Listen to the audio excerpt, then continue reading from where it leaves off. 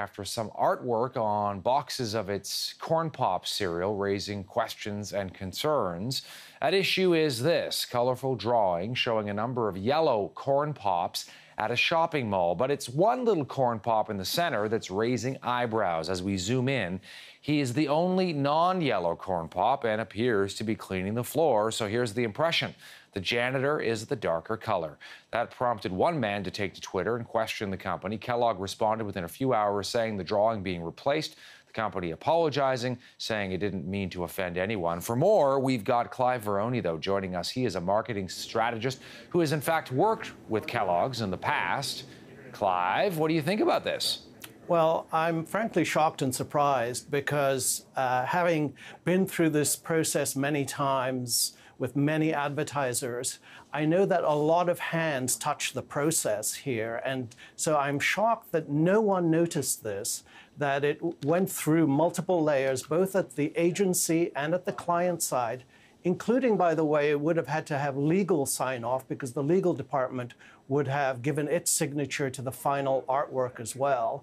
I'm shocked that no one actually noticed this. Yeah, I was going to ask you about the layers of approval, and you're saying there are many here because obviously at some point, we're trying to figure out intent here, but obviously at some point, someone decided to make that Corn Pop a darker color.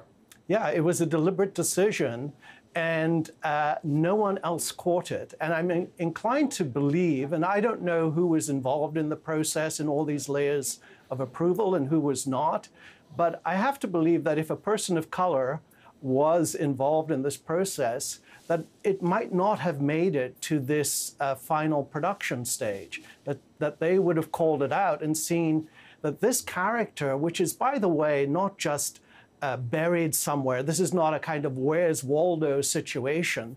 This character is front and center on this design. It has a prominent position. It looks very different from all the other characters because of its blue uniform and also what it's doing.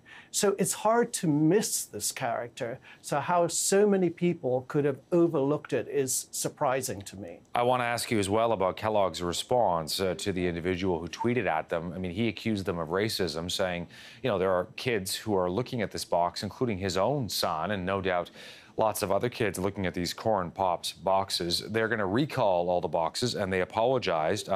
That's no easy feat, though, to get back all those boxes or to change the packaging in any event. How did they handle it?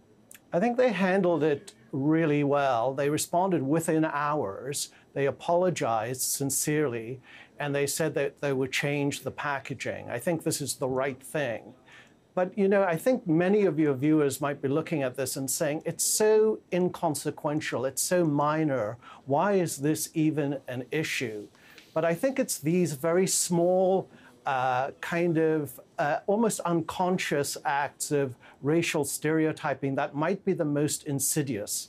Because it's easy to call out and it's easy to educate your children about the overt acts of racism and to say that's wrong or that shouldn't be done. But it's the small, almost unperceived ones that go uncommented on, and I think that makes them almost worse.